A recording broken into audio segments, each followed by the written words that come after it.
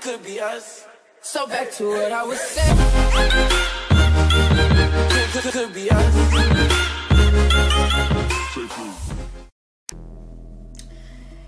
Така хора, аз съм Искрен Цанов. Днес ще ви покажа още един магически трик. Това е много лесен. Гледайте сега.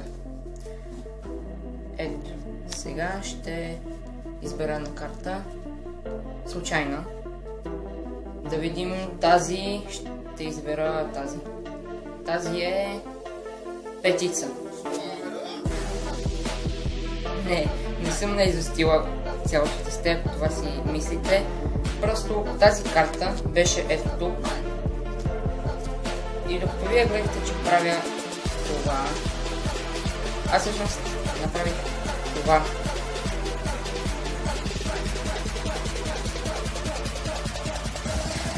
Просто много е лесен трик.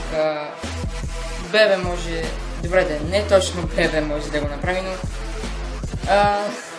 просто много е лесен, направете го, пробвайте го. Това бе всичко от мен за сега. Надявам се, че трикът ви е харесал, колкото и да беше кратък. И до следващия. Не съм.